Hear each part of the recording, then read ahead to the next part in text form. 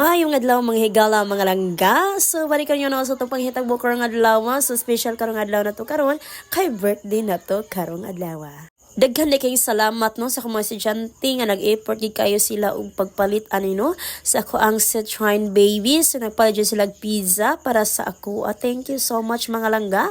Bisan pag mga tabian og mga sabaan kaayo mo but love kaayo mo sa inyong teacher Marge.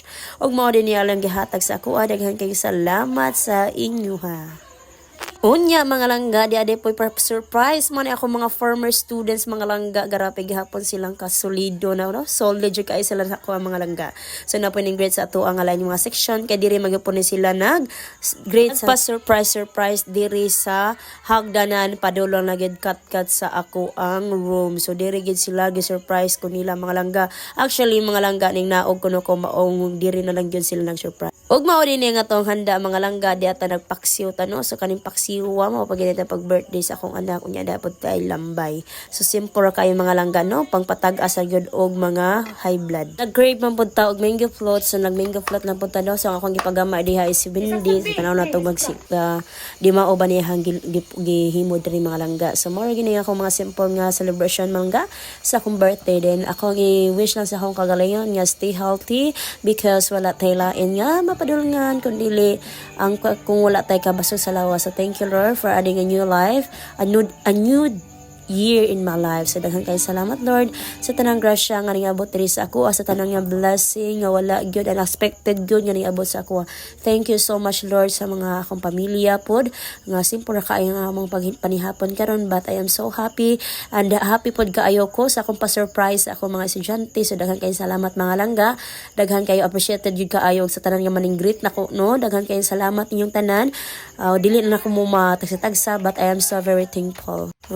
Pingot pa siya ng person kay grabe kayo dali ra kay ko sa inuson mga langga. So mao nang akong sipon is dali ra kay siya mo gawa. So thankful kaayo ko karong adlaw kay tagaan na po kog laing dugang pang tuig sa ako ang kinabuhi. Thank you Lord sa tanang blessing, sa tanan nga maggihatag diri sa ako. So I am nothing. Wala tay mahimo sa kalibutan ko, wala ang ato ang buhi nga Dios. So God bless us all og mga unit mga langga no. So lamay kayo among kaon diring dapita. O ginagmay ra ni siya mga langga apan makabusog kaayo. So simple kaayo nga celebration kauban ang pamilya. Lipay na kaayuta. Ang importante is naaratay ka basig sa lawas ug hatagan pagyud ta og daghan pang mga blessings kay ang uban dinhi wala gi kakaon og mga ingon ani but thankful kaayo mi nga nakakaon mi ing ani nga bisan ginagmay lang at least malipayon og nagkahiusa mi diri. So shout out po sa akong igsuon nga wala diri si Jumel og sa iyahang wifey si Ilo. So wala sila diri og ako mga sister nga tuwa sa layo nga dapit. Thank you so much sa inyong mga pagtimbaya sa pag-greeting diri sa ako. So appreciated jud kaayo ang tanan no. So daghang kaayong salamat sa tanan-tanan nga ning hatag og pasundayag sa ilahang paghatag og greetings diri sa ako. So I am so very thankful. Na feel jud nako nga daghan jud kaayo ang nag-care og naghinumdom sa ato. So mahal pa jud kay ko nila. Charot bitaw. So maro ni mga langga no. So karon pa jud ta naka-update sa pag-vlog kay wala koy gana more kay na restrict ko mga langga. So mao na to bye.